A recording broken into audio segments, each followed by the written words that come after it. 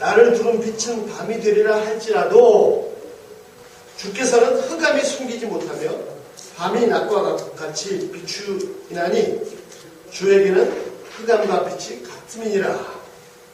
이 우주의 그 어떤 존재도 하나님 앞에서 자신을 숨길 수가 없고 있는 모습 그대로 다 드러날 수밖에 없습니다.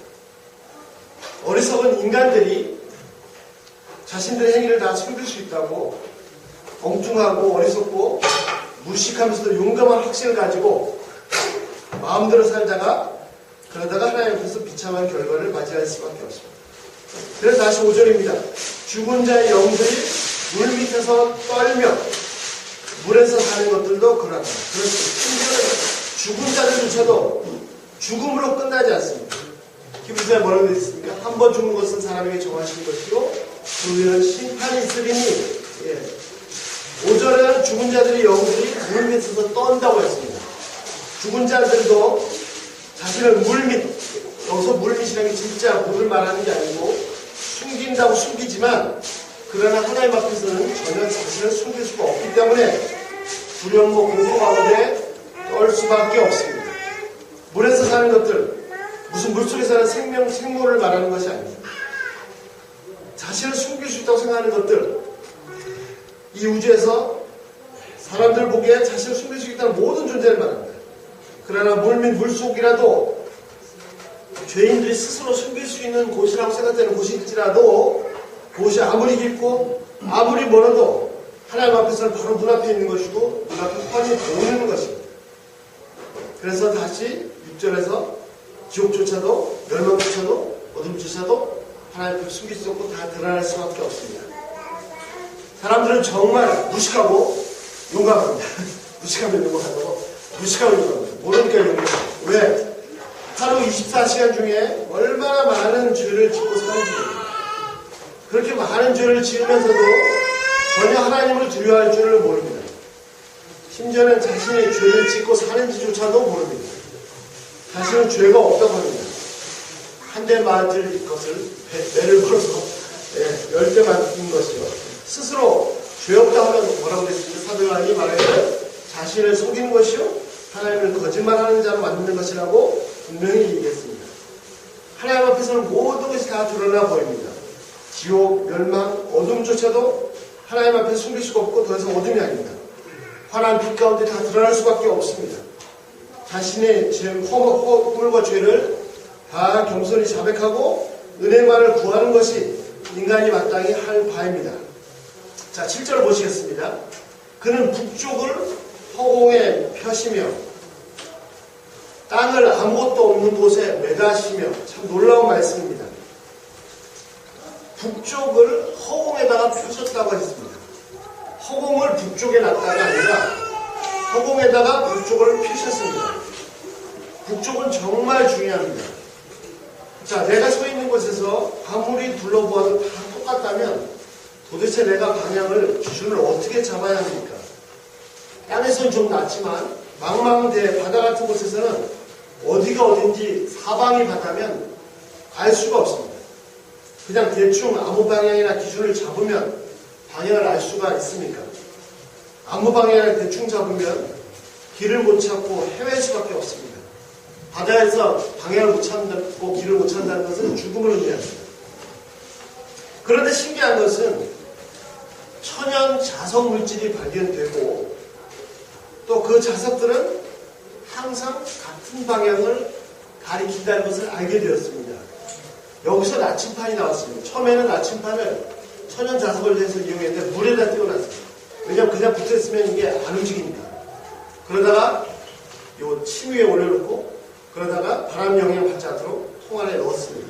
그랬더니 항상 같은 방향을 가리시는 것입니다. 기록에 의하면 기원전 2세기부터 중국 사람들이 항해를 할 때 나침판을 사용했다는 기록이 있다고 합니다. 그러니까 실제로는 그 전부터 사용을 했겠죠. 나침판은 신기하게도 지구상 어디 있어도, 지구에서 어디 있어도 항상 같은 방향, 북쪽을 가리킵니다. 아무리 흔들고 바꿔도 항상 북쪽을 가리키고 또 그 반대쪽은 남쪽을 가리킵니다. 진짜 신기하지 않습니까? 도대체 이 북쪽을 누가 만드는 것입니까? 딱 북쪽을 잡아주니까 사방이 바다라 할지라도 기준이 잡힙니다. 자, 그런데 도대체 이 북쪽은 어디입니까? 태양의 반대편입니까? 아닙니다. 죄송하지만 태양은 보시는 것처럼 시간에 따라 움직입니다. 아침에 태양 반대편을 쓰면 서쪽이 되지요. 예. 자, 물론 나침반은 북극의 꼭지점을 가리킵니다. 북극. 예. 그래서 지구는 마치 커다란 하나의 자석과도 같습니다. 그런데 북극의 꼭지점이 북쪽입니까? 아닙니다. 진짜 북쪽은 어디입니까? 나침반은 북극의 꼭지점을 가리켜서 사람들은 그걸 기준으로 해서 북쪽을 찾지만 진짜 북쪽은 어디냐면 혹시 아시는 분 들어보신 분 계세요? 진짜 북쪽은 북극성입니다. 인간은 수백 년, 수천 년 동안 밤마다 별을 보며 살아왔습니다. 그런데 그 중에 소수의 사람들은 매일 밤마다 뜨는 이 별들의 움직임을 그냥 보고 지나치지 않고 계속해서 관찰하고 기록을 남겼습니다. 그리고는 엄청난 사실을 발견했습니다.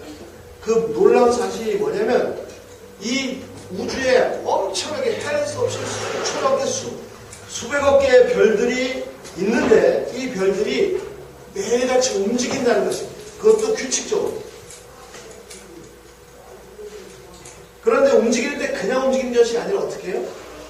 저 우리 머리끝 위에 끝도 없이 높은 도대체 얼마나 있는지 얼마나 멀리인지 알 수 없는 북극성을 중심으로 돈다는 것입니다. 이 북극성은 움직이지 않습니다. 매일 사시사철 밤마다 해마다 계속 관찰했더니 북극성은 늘 그 자리에 있고 모든 별들이 움직인다는 것입니다. 그래서 욥이 뭐라고 고백했습니까? 7절. 하나님은 그는 북쪽을 허공에 매시며. 그렇습니다. 인간이 수백 년을 가도 수백억 년을 가도 도저히 도달할 수 없는 그 머나먼 우주공간에 허공에 북쪽을 매달아 놓으신 분. 그분이 바로 하나님이십니다. 또한 코페르니쿠스 많이 들어보셨죠? 케플러, 갈릴레오 같은 사람들이 기동설, 즉 태양이 지구를 중심으로 움직이는 것이 아니라 지구가 움직인다. 이 얘기를 주장하기까지 사람들은 지구가 중심이고 온 우주의 별들, 태양과 달 다 지구로 움직인다고 생각해 왔습니다. 그러나 그 수많은 관측 자료들을 보고 연구한 결과 깨달은 것이 지구가 우주의 중심이 아니라 태양을 중심으로 움직인다는 것을 깨달았습니다. 욥은 고백합니다. 7절 하반절 어떻게 해요? 땅을 아무것도 없는 곳에 매다시며. 그렇습니다. 지구는 우주 공간에 매달려 있습니다. 지구뿐만이 아닙니다. 달과 태양, 이 우주의 모든 별들이 아무것도 없는 곳, 즉 우주 공간에 매달려 있습니다. 정말 신기하지 않습니까? 어떻게 이 큰 별들이 또 숫자도 헤아릴 수 없이 엄청나게 많은 이 수많은 별들이 우수수 다 떨어지지 않고 이 우주 공간에 매달려 있습니다. 놀라운 것은 이 우주조차도 허공에 아무것도 없는 곳에 매달려 있습니다. 욥은 거의 기원전 2000년 전 사람입니다. 지금부터 한 4000년 전 사람입니다. 모든 사물이 다 땅에 떨어지는 것밖에 몰랐던 시기에 그는 하나님께서 이 지구를, 이 땅을 아무것도 없는 공간에 매달아 놓으셨다라고 고백했습니다. 이 또한 신비입니다. 현대는 과학이 발달해서 우주 공간에 물체가 떠다니는 것을 알고 있습니다. 중력이 작용하지 않으니까. 그래서 우주인들의 유형을 보기도 합니다. 그런데 신기한 것은 사람들이 이 지구에 붙어 있다는 사실입니다. 이게 왜 신기한데? 당연한 거 아니에요? 무슨 말입니까? 확인해 보니까 우리가 지금 발을 디디고 있는 이 지구는 시속 1600km, 즉 시속 1000마일 정도의 속도로 혼자 돌고 있습니다. 엄청난 속도로. 우리가 100마일을 달리는데 그거 10배 속도로 혼자 돌고 있습니다. 그럼 어떻게 돼야 됩니까? 이 지구에 붙어있는 게 다 날아가 버려야 되지 않습니까? 원심력에 의해서. 그뿐만이 아닙니다. 지구가 100마일이 아니라 1000마일의 속도로 스스로 돌고 있을 뿐 아니라 이 지구는 태양 주위를 도는데 10만 7천 km의 속도로 돌고 있습니다. 1초에 30km, 1시간이 아니라 1초에 30km의 속도로 돌고 있습니다. 태양이 있는데 지구가 그렇게 돌고 있습니다. 그럼 태양은 가만히 있습니까? 태양은 스스로 7,000km의 속도로 상상이 안 되시죠? 자전하고 거의 80만 km의 속도로 우리가 있는 은하계의 중심부를 공전하고 있어 돌고 있습니다. 쉬운 얘기로 지구에 붙어있는 모든 것이 다 순식간에 다 날아가 우주 공간에 날아가 버리는 것이 맞답니다. 이렇게 어마어마한 속도로 자전하고 공전하고 또 태양이 자전하고 공전하고 있는데도 불구하고 사람들은 조용히 편안하게 지구에 잘 붙어 살고 있습니다. 이 또한 신비입니다. 그러면 이게 날아가야 마땅한데 도대체 얼마나 작길래 이 먼지만도 들고 작길래 그렇게 시속 10만 km 이상 속도로 달리는데도 떨어져 나가지 않고 지구에 붙어 있습니다. 아니 전혀 속도를 못 느끼고 있습니다. 정말 얼마나 작은 존재입니까? 한번 보시죠. 미국은 얼마나 큰 나라입니까? 예, 한국에 살다가 미국 오면 정말 큰 나라죠. 혹시 미국에 오셔서 대륙횡단 한번 차로 해보신 분 계신가요? 예, 한 3,000마일 이상 된다고 합니다. 1시간 시속 60마일로 달려도 1초도 안 쉬고 달려도 길이 안 떨어진다고 가정하고 시속 60마일로 달리면 50시간 이상이 걸립니다. 재밌는 건 저희가 처음에 미국 왔더니 또 미국 간다고 했더니 꼭 대륙횡단을 한번 해봐야 된다. 미국 왔더니 대륙횡단을 한번 해봐야 된다 그러더라고요. 그래서 뭐 순진하게 해봤죠. 해봤더니 또 별로 해본 사람이 없더라고요. 어쨌든 자, 중간에 밥 먹고 가스 넣고 좀 쉬고 자고 하면 편도에 한 일주일 이상 걸립니다. 그러나 이렇게 광대한 미국 대륙도 지구상의 한 땅의 일부일 뿐입니다. 잠깐 우리 그림 좀 한번 보시겠습니다.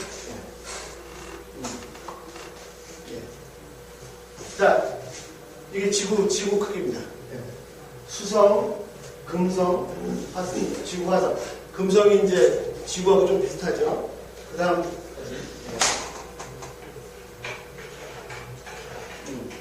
자, 지구 요 밑에 보이시나요? 목성, 토성, 천왕성, 해왕성입니다. 그 다음, 화살표 들어옵니다. 자, 목성이 엄청나게 컸었는데 태양에 비하면 정말 작죠. 지구는 여기 점점 됩니다. 태양의 직경이 지구의 직경의 109배라고 합니다. 그럼 자, 우리가 보는 별은 이런 목성, 지구 이런 건 별이라고 하지 않고요. 태양처럼 스스로 빛을 내는 것을 별이라고 합니다. 자, 태양보다 더 큰 별 한번 보시겠습니다.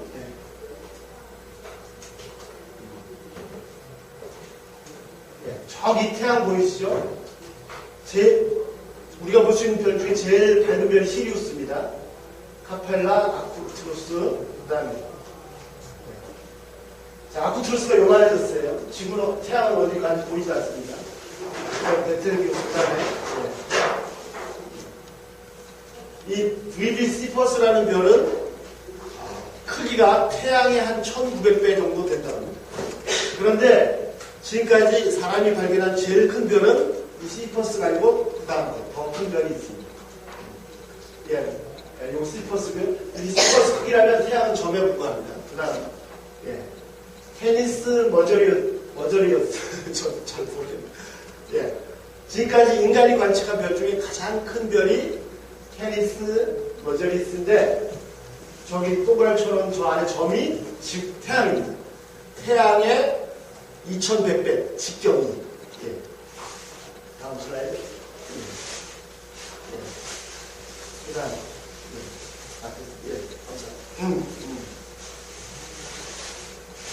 이 큰 별을, 아까 테니스 머저리스를 큰 별을 태양계에다 갖다 놓으면 이 별의 끝이 어디가 천왕성까지, 명왕성까지 거의 들어갑니다. 아주 쉽게 얘기해서, 자, 가끔 말씀드릴 때, 태양계를 테니스 코트라고 하면, 태양은 한 테니스 공만 하고요. 지구는 한 모래알만 합니다. 그런데 저 큰 별을 이 테니스 코트에 갖다 놓으면 테니스 코트가 거의 찬다는 거죠. 얼마나 큰 별인지 생각이 되시죠? 그러나 이렇게 큰 별도 우주의 수많은 별 중에 하나일 뿐입니다. 도대체 이 우주는 얼마나 큰 것일까요? 나중에 또 영상 자료를 같이 볼 수 있겠습니다만, 자, 1월 1일 새벽 0시에 태양에서 우주 끝을 향해서 출발합니다. 로켓을 타고 출발하는데 이 로켓은 빛의 속도로 날아갑니다. 즉 1초에 지구를 7바퀴 반 도는 빛의 속도로 우주 끝을 향해 출발합니다. 지구에 도착하니까 1월 1일 0시 8분 19초, 태양에서 지구가 들어오는데 8분 19초 걸립니다. 그리고 목성, 금성, 수성, 천왕성, 명왕성까지 태양계를 쫙 벗어났더니 여전히 1월 1일 오전 새벽 5시 30분입니다. 그리고 이제 태양계를 벗어났습니다. 계속 여행을 합니다. 그래서 1년, 2년, 3년, 4년, 태양에서 가장 가까운 별, 처음으로 별을 만났는데 그 센투리라는 별이라고 합니다. 그 별에 도착하니까 5년 4월 19일입니다. 계속해서 빛의 속도로 여행합니다. 10년, 20년, 100년, 200년, 1000년, 2000년, 만년, 2만년, 한 10만 년 정도 지났더니 우리가 속한 이 은하계가 모습이 보이기 시작합니다. 이 우주선 같이 생긴 은하계의 모습이 보입니다. 그리고 1000만 년 정도 흘렀더니 이 광활한 은하계도 하나의 점으로 별로 보입니다. 그래서 우리가 실제로 하늘을 볼 때 반짝이는 별은 만약에 그것이 은하계 안에 있는 거면 별이고 은하계 바깥에 있는 거면은 그걸 별이 아니라 은하계처럼 이런 하나의 갤럭시. 그리고 1억 년, 10억 년, 100억 년, 태양에서 출발한 지 130억 년이 지나니까 비로소 우주의 끝에 도착했습니다. 그래서 지금까지 현대 과학이 측정한 우주의 크기는 130억 광년이라고 합니다. 그러면 그 130억 광년 그 다음에 뭐가 있을까요? 끝일까요? 아직 모릅니다. 지구는 도대체 어디로 갔습니까? 태양에서 출발해서 태양에서 만나는 첫 번째 별을 만나자마자 지구는 보이지도 않습니다. 우리는 이 지구 위를 달리느라고 헉헉대지만 우주에서는 먼지보다도 작습니다.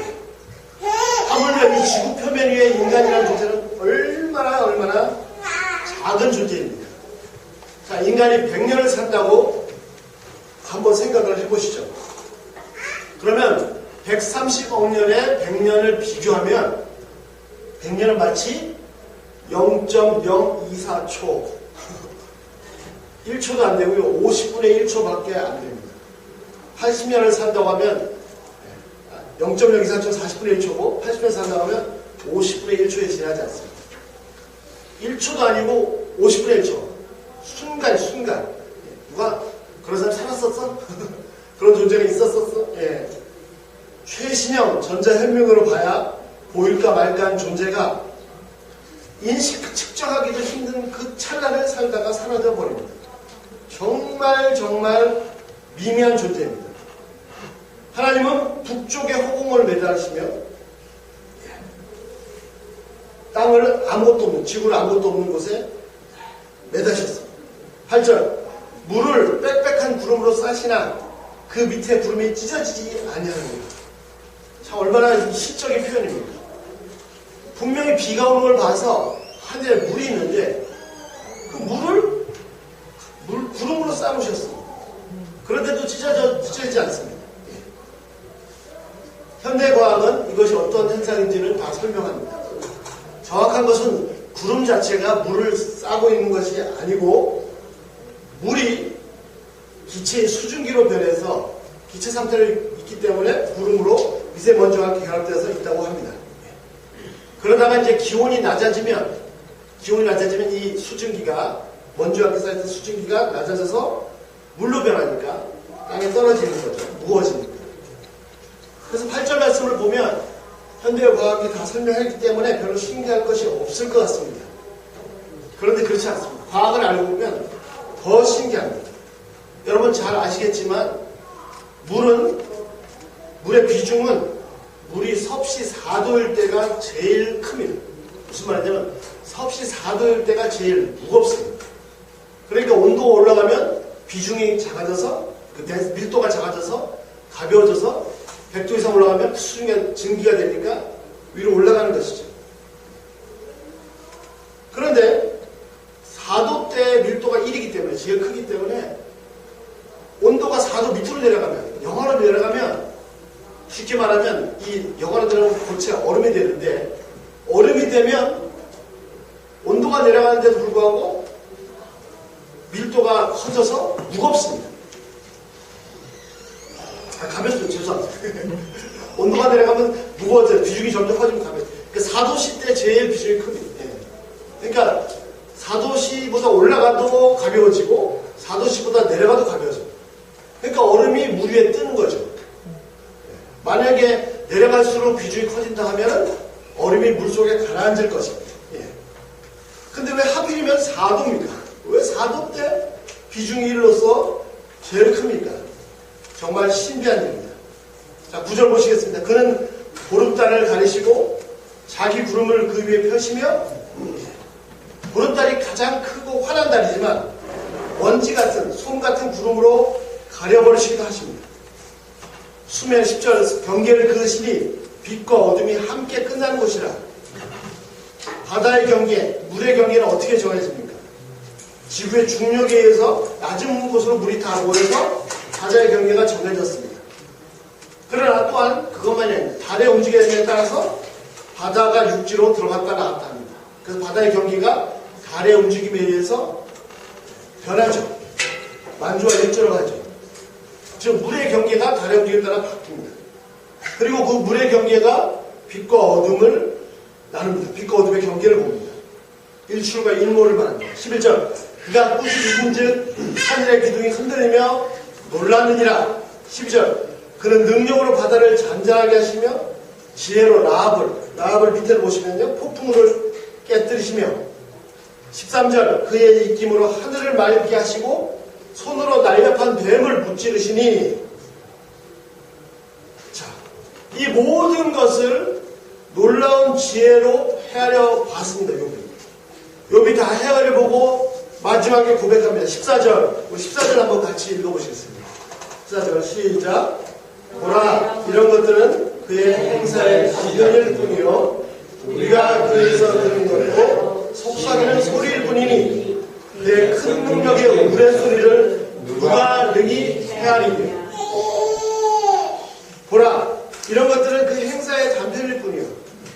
그렇습니다. 욥이 쭉 기술한 것처럼 우리도 같이 살펴봤지만 정말 엄청난 어마어마한 것들입니다. 그러나 이것이 어마어마하고 엄청나고 할지라도 실제로 하나님께서 하시는 헤아릴 수 없는 수많은 일들에 비하면 극히 작은 일부일 뿐이라는 것입니다. 우리가 그에게서 들은 것도 속삭이는 소리일 뿐이니. 그렇습니다. 우리가 인식할 수 있는 능력의 범위 안에서 인간이 깨달아 아는 하나님이 하신 일을 소리에 비하면 그냥 속삭이는 소리 정도일 뿐에 불과합니다. 그래서 말합니다. 그의 큰 능력의 우레소리를 누가 능히 헤아리랴. 우리가 오관을 가지고 깨달은 하나님의 능력의 세계, 그것이 우리에게는 엄청나게 광대하고 방대한 것이지만 하나님께서 실제로 하시는 모든 일에 비하면 극히 작은 것이요 속삭이는 소리일 뿐입니다. 그러므로 실제로 하나님의 큰 능력을 행하시는 우레 같은 소리, 엄청난 그 모든 것을 누가 헤아릴 수 있겠습니까? 우리가 듣고 또 들을 수 있고 인식할 수 있는 것은, 우리가 들을 수 있는 하나님의 능력의 크기는 그저 속삭이는 소리에 불과한데, 그러면 실제로 그분의 능력의 오랫소리, 천둥소리를 누가 헤아릴 수 있겠단 말입니다. 인간은 내 외부의 세계를 단지 오감을 통해서 인식할 수 있습니다. 즉 보고, 듣고, 냄새 맡고, 맛보고, 피부로 느끼고, 이 5가지 감각기관을 통해서만 내 외부에 있는 존재를 알 수 있습니다. 때로는 육감도, feeling, 있죠. 자, 그러면 만약에 이 5가지 감각기관으로 인식할 수 없는 존재는 우리가 어떻게 알 수 있습니까? 교만하고 어리석은 사람들은 인간의 감각기관을 통해서 인식할 수 없는 것은 없다라고 쉽게 말하긴 합니다. 정말 무식하고 용감합니다. 절대로 그렇지 않습니다. 오히려 우주에는 인간이 오감을 통해서 인식하지 못하는 것들이 훨씬 더 많을 것입니다. 아니, 이 우주라는 것 자체도 단지 인간이 오감을 통해서 인식하고 있는 것, 특별히 눈을 통해서 인식하고 있는 것에 불과합니다. 여러분 그 과학 역사를 보시면요, 최근 100년, 200년 사이에 과학이 그동안 수천 년 동안 발달한 것보다 기하급수적으로 발달했습니다. 근데 이렇게 기하급수적으로 발달하는 이 계기가 뭔지 아십니까? 이 계기가 뭐냐면 망원경과 현미경의 발견. 인간이 눈으로 볼 수 있는 그 세계가 수만 배, 수천만 배 늘어나니까 과학이 엄청나게 발달한 겁니다. 자, 하나님께서 하시는 일들, 그 중에서도 하나님께서 하시는 그 엄청난 많은 일들 중에서 인간이 오감을 통해서 감지할 수 있는 그것만으로 통해서 봤을 때도 엄청난데도 불구하고, 요걸 표현을 빌자면 그것도 일부일 뿐이고 소리에 비하면 속삭이는 소리에 불과하다는 것입니다. 그러므로 실제로 하나님의 그 권능의 사역을, 우레소리를 누가 헤아릴 수 있겠습니까?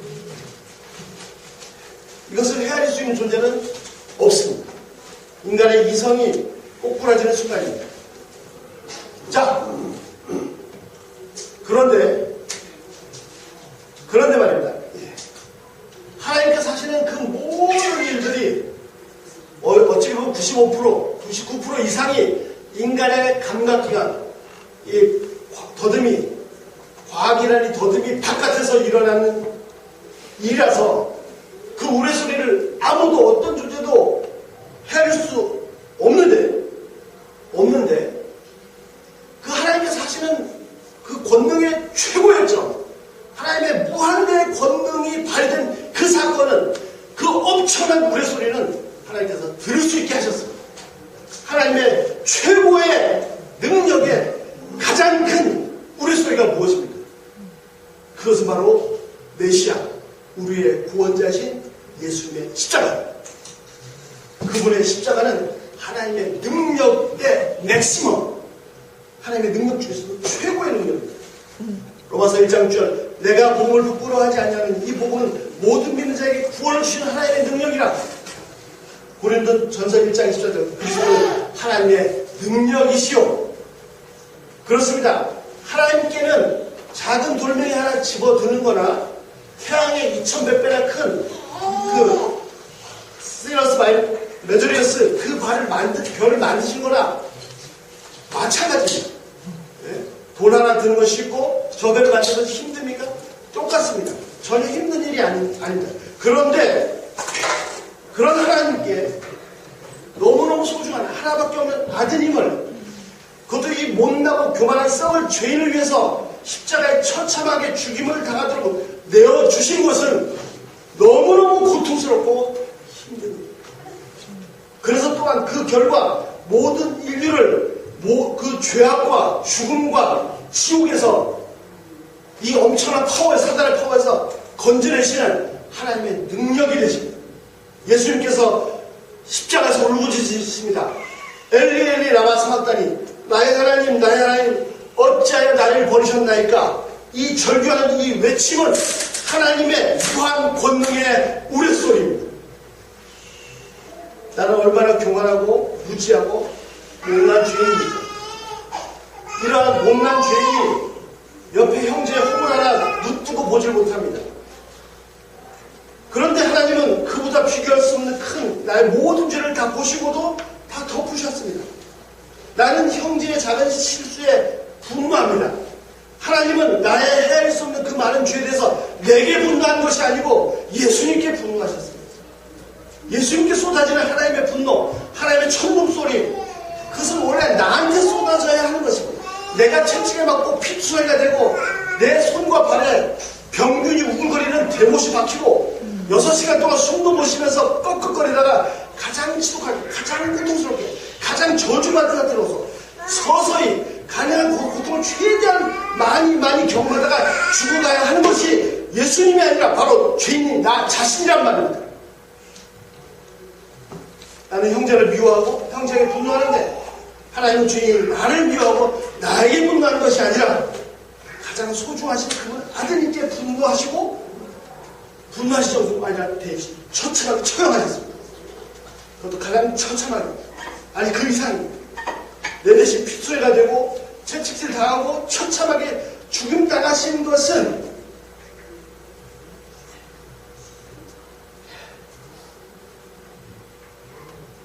예수님 그분 자체 고통당하는 것, 그것은 바로 내가 당할 고통이었습니다. 그러나 그것은 예수님이 당하신 고통이지만 그것에 그치지 않습니다.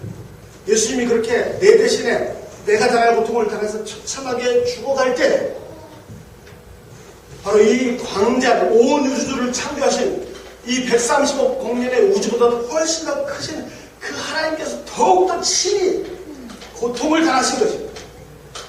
내 죄를 위해서 내가 고통당한 것이 아니고 내 죄를 위해서 그분이 고통을 당했습니다. 하나님은 나의 죄에 대한 분노와 징벌을 나에게 쏟지 않으시고 그 소중한 아들에게 쏟으심으로 바로 당신 자신이 그 고통을 감내하셨습니다. 형제를 미워하고 노하는 것은 살인하는 것처럼 하셨습니다. 정말 우리 겁도 없이 죄 짓고 살고 있죠. 저도 얼마나 많이 화내는지. 아니 그 형제가 이렇게 잘못했습니다. 죄송합니다. 하나님은 나를 율법의 재판장으로 세우신 적이 한 번도 없습니다. 대신 우리는 율법의 준행자로 세우셨습니다. 다른 사람이 잘못한 것을 내가 판결할 것이, 심지어 그 잘못이 나한테 허트하는 것일지라도 내가 재판장이 아닙니다. 하나님이 재판장이기 때문에 하나님께서 판결하실 일이지 준행자인 내가 판결할 일이 아닙니다. 그럼에도 불구하고 내가 판결할 것 같으면 분노하고 미워하면, 즉 남의 눈에 티끌을 지적하면 그 지적하는 것이 바로 내 눈에 들보 기둥이 됩니다. 여러분, 형이 잘못했다고 해서 동생이 와서 아버지한테, 착한 동생이 와서 말 잘하는 동생에서 아버지한테 일러 바치면 그 지적이 비록 사실일지라도 옳은 것입니까? 그래서 동생을 칭찬하고 형을 징계합니까? 절대로 그렇지 않습니다. 오히려 그 동생은 더 야단칩니다. 왜? 동생은 잘했는데 왜 야단칩니까? 형의 잘못으로 인해서 아파하는 그 아비의 마음을 모르기 때문입니다. 내가 범죄하면 하나님 고통받으십니다. 내 형제가 범죄하면 내가 심판하러 나서기 전에 하나님이 그 죄로 해서 고통받으십니다. 그런데 아파하기를커녕 내가 재판한다면, 분노한다면 하나님의 분노를, 그것이 나의 눈에 들보가 돼서 하나님의 분노를 살 뿐입니다. 하나님은 나의 죄, 내 형제에 대해서 분노하시는 것이 아니라 아파하십니다. 그러므로 하나님께서 내게 원하시는 것은 그 잘못이 심지어 나에게 허투가 될지라도 내가 아파하는 것입니다. 내 눈 속에 내가 보지 못하는 들보, 기둥은 바로 형제 눈에 티끌을 지적하는 것입니다. 오직 하나님만이 재판장이십니다. 물론 특별한 경우에 하나님께서 그 권위를 일부 위임하신 경우가 있습니다. 자녀들에게 부모가 그렇고, 학교의 선생님이 그렇고, 세상 법을 집행한 재판장이 그렇고, 판사가 그렇고, 회사의 보스가 그렇고, 또 교회 목사가 그렇습니다. 그러나 그것도 극히 일부 하나님께서 권위를 위임하신 것 뿐입니다. 오히려 두렵고 떨림으로 부모의 직분, 선생의 직분을 감당해야 합니다. 내가 그 눈에 티끌을 지적하고 분노하는 그 죄만은, 우리가 다른 사람의 눈에 티끌을 지적할 때 그 들보조차도, 그러나 예수님은 다 용서하셨습니다.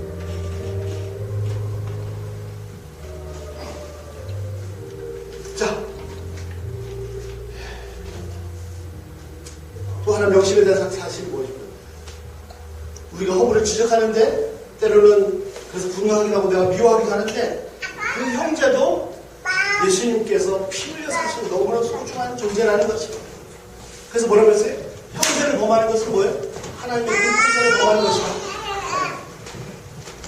서로 내가 그렇게 들보를 드러내는 기둥을 드러내는 범죄를 한다 할지라도 그래서 징계를 받아야 마땅함에도 불구하고 그래도 하나님은 나를 여전히 사랑하시고 용서하셔요.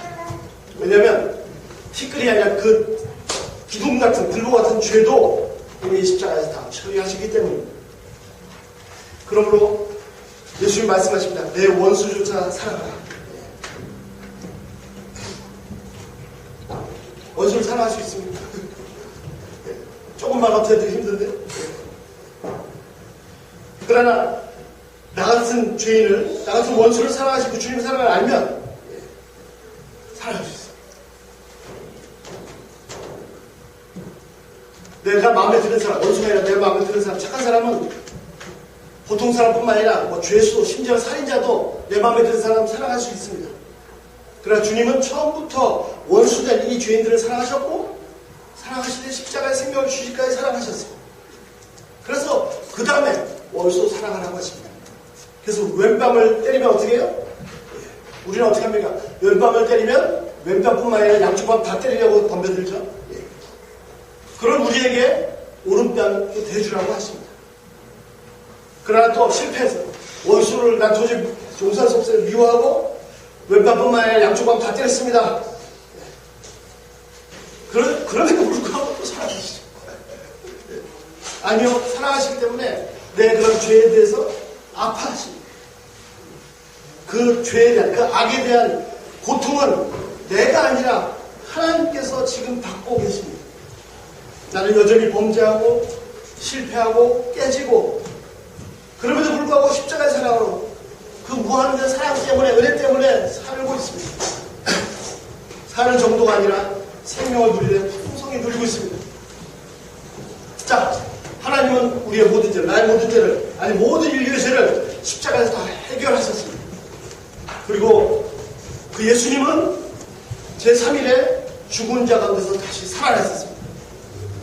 그러므로 이 우주에서 가장 강력한 파워, 사단이 쓰는 가장 강력한 힘, 죽음까지도 정복하셨습니다.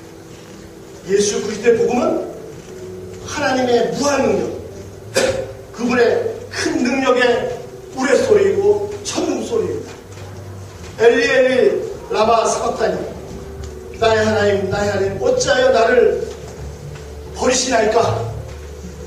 이 우레소리가 여러분 심령 속에 들리십니까?